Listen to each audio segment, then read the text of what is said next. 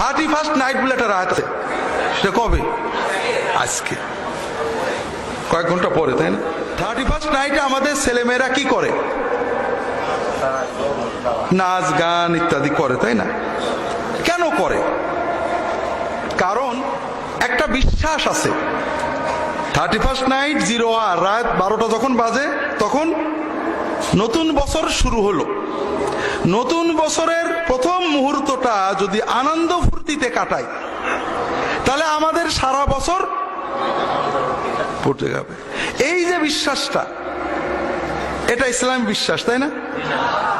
তবে এটা বিজ্ঞানসম্মত বিশ্বাস নাকি? আমাদের ছাত্ররা যারা একটু ধর্মবিরোধী, বিজ্ঞান ভিত্তিক অসাম্প্রদায়িক শিক্ষা ব্যবস্থা চাই, তার মানে কোরআন শরীফ পড়া যাবে না, এসব পড়া যাবে না, বিজ্ঞান ভিত্তিক শিক্ষা চাই। সেই বিজ্ঞান ভিত্তিক বিজ্ঞানে কি বলে?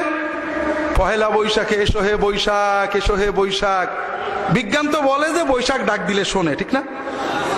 বিজ্ঞান বলে না বৈশাখকে ডাক দিলে শোনে না? আর বৈশাখের তো ক্ষমতা আছে সব জরা জঞ্জাল উড়িয়ে নিয়ে চলে যাওয়া, ঠিক না? আছে না? এটা হলো না ইহুদি নাসারাদেরও না, এটা হলো প্রাচীন প্যাগানিজম, প্রকৃতি পূজা।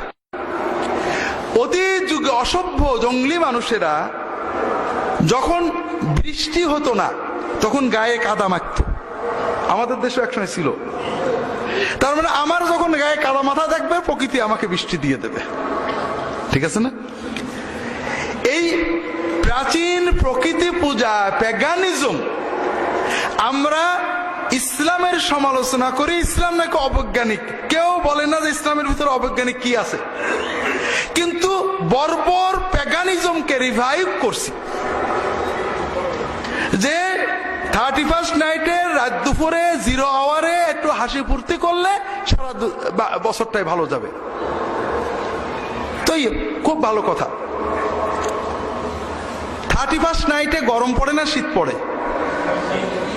এই প্রচন্ড শীতে বস্তির অনেক গরিব মানুষ, বিশেষ করে শিশুরা কষ্ট পাচ্ছে না? কোন মিডিয়ায়, কোন যুব নেতা, কোন সামাজিক নেতা কি বলছেন যে আমাদের নতুন বছর 2015 শুরু করব, ঢাকা ইউনিভার্সিটির, প্রাইভেট ইউনিভার্সিটির, ঢাকার সকল যুবক যুবতীরা তাদের হুইস্কির টাকা জমিয়ে, বিয়ারের টাকা জমিয়ে, পেপসির টাকা জমিয়ে, ফ্লেক্সির টাকা জমিয়ে অন্তত 2জনে মিলে 3জনে মিলে হলো একটা গরিব শিশুকে একটা শীতের কাপড় কিনে দিয়ে, একটা দরিদ্র পরিবারকে একটা কম্বল কিনে দিয়ে 0 hour-এ গরিবের পাশে দাঁড়িয়ে আমরা নতুন বছরটা শুরু করব। এটা কি কেউ বলছে? কারণ এই কথা বললে আমাদের যুবক যুবতী, আমাদের নতুন প্রজন্মের ক্ষতি হবে, ঠিক না ভাই? নষ্ট হয়ে যাবে। আমাদের শিল্প, সাহিত্য, কৃষ্টি, কালচার ধ্বংস হয়ে যাবে। আমাদের স্বাধীনতা, সার্বভৌমত্ব বিপন্ন হয়ে যাবে। আমাদের দেশ থেকে দুর্নীতি উৎখাত করা কষ্ট হয়ে যাবে।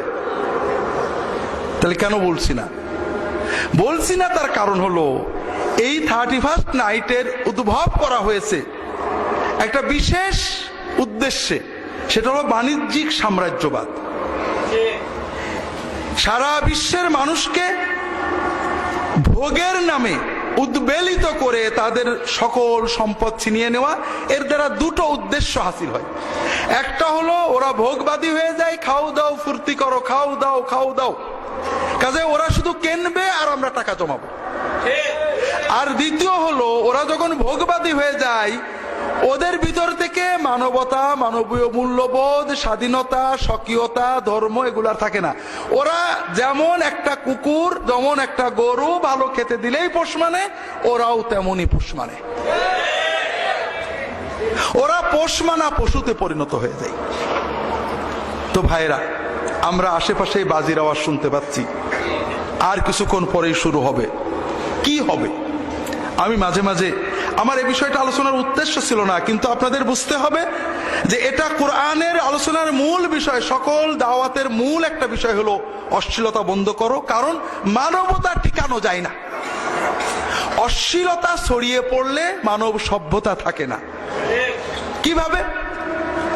আধুনিক সভ্যতায়ও হিরোইন পাচার করলে মৃত্যুদণ্ড দেওয়া হয়, জানেন না? কারণ হিরোইন খেলে মানুষ শেষ হয়ে যায়, হিরোইন খেলে ব্যক্তি মানুষ শেষ হয়, আর সমাজে অশ্লীলতা ছড়ালে পরিবার শেষ হয়, মানব সভ্যতা শেষ হয়ে যায়। অশ্লীলতার প্রসারের কারণে ইউরোপে আমেরিকার মূল নাগরিকদের ভিতরে, হোয়াইট রেসের ভিতরে, সাদাদের ভিতরে বিবাহ শাদী উঠে গেছে, মানুষের জন্ম বন্ধ হয়ে গিয়েছে। কথা বুঝতে পারছেন না? সেখানে তাদের জনসংখ্যা ডিক্রিজিং, এখন অর্থনীতি ধ্বংস হয়ে যাচ্ছে, নতুন কর্মে দেওয়ার লোক নেই, মানুষ রিটায়ার করছে, সরকারের টাকা থেকে পেনশন নিচ্ছে, কিন্তু নতুন ট্যাক্স পেয়ার জন্ম নিচ্ছে না। তাদের সামনে উপায় যে বিদেশ থেকে বেশি বেশি লোক আনতে হবে, সেক্ষেত্রে তাদের জাতীয় সত্তা নষ্ট হয়ে যাবে, অথবা অটোমেটিক তারা নষ্ট হয়ে যাবে। এই অসভ্যতা, অশ্লীলতা যা মানব সভ্যতাকে ধ্বংস করে দেয়। সুনামি হলে, মহা 5টা সুনামি হলে কিছু দেশ ধ্বংস হবে, কিছু দেশ বাঁচবে। কিন্তু যখন পরিবার উঠে যাবে, মানুষের পরিবার গঠন, সন্তান জন্ম দেওয়া, পালন করা উঠে যাবে, এক প্রজন্মের ভিতরেই মানব সভ্যতা নষ্ট হয়ে যাবে। আর এজন্যই সকল আসমানি ধর্মে অশ্লীলতাকে সবচেয়ে বেশি নিন্দা করা হয়েছে। তো যেটা বলছিলাম ভাইয়েরা,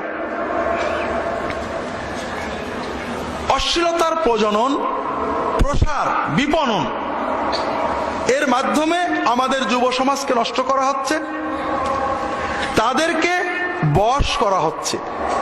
আরেকটা জিনিস হচ্ছে, এই যে 31st নাইটে কেউ কি বলবে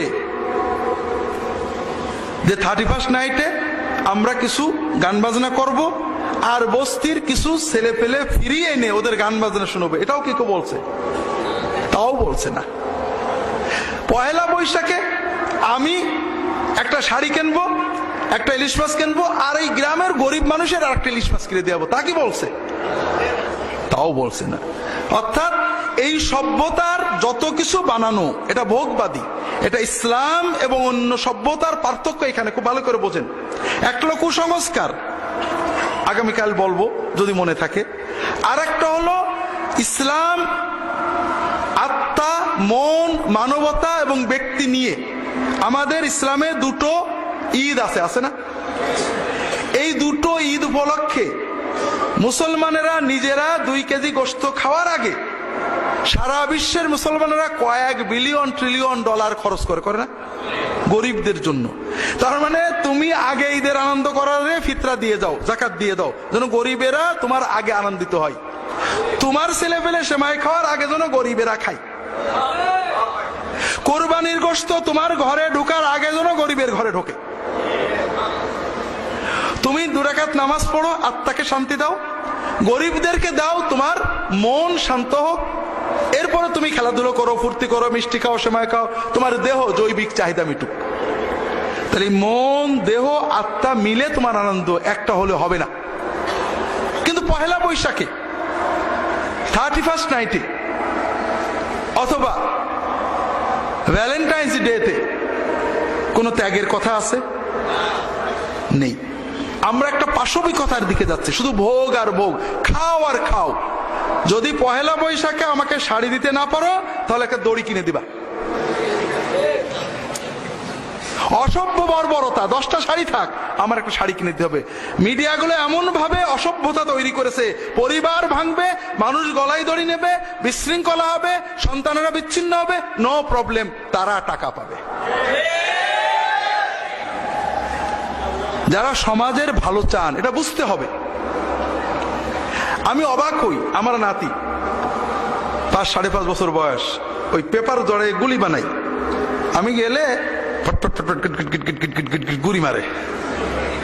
কথা বোঝেন? ও কোথাতে শিখেছে? আমাদের ঘরে টিভি নেই, কারণ কম্পিউটারে, মোবাইলে যত গেম আছে, কি গুলি করা। আনন্দ 2 রকম, একটা হলো মানবিক ত্যাগের আনন্দ। একটা মানুষ পানিতে ডুবে যাচ্ছিল, আপনি ঝাঁপ দিয়ে যে পড়ে নিজের জীবন বিপন্ন করে ওকে তুলে এনেছেন, এই তুলে আনার ভিতরে আনন্দ আছে না? বিশাল আনন্দ আছে। আপনি নিয়ত করেছিলেন 2 কেজি গোশত কিনবেন, একটা অসহায় মানুষ এমন ভাবে এসে পড়লো যে আপনি টাকাটা ওর হাতে দিয়ে দিলেন, কষ্ট লাগছে, আপনি গোশত কিনতে পারলেন না, কিন্তু খুব একটা আত্মিক তৃপ্তি লাগছে। তাহলে খাওয়ার যেমন আনন্দ আছে, খাওয়ানোর আনন্দ আছে, ভোগের যেমন আনন্দ আছে, ত্যাগেরও আনন্দ আছে। বর্তমান আমাদের নতুন প্রজন্ম ত্যাগের আনন্দ জানে না। ওদের যত গেমস আছে সব আছে, ধাক্কা মেরে গাড়ি চালায় তাও ধাক্কা মেরে ফেলে দিতে হবে, গেম খেলবে ধাক্কা মেরে ফেলে দিতে হবে। ভাঙার আনন্দ, পোড়ানোর আনন্দ, মারার আনন্দ, ধাক্কা দেওয়ার আনন্দ, ভোগের আনন্দ, পাশবিক আনন্দ এরা বোঝে, কিন্তু বাঁচানোর আনন্দ, ত্যাগের আনন্দ, দানের আনন্দ এটা এরা বোঝে না। কাজেই ভাইরা, ইসলাম বলছে না, তুমি অশ্লীলতা বন্ধ করো, মানবতা শিখাও, ত্যাগ শিখাও, এটার মাধ্যমে নতুন প্রজন্মকে তৈরি করো।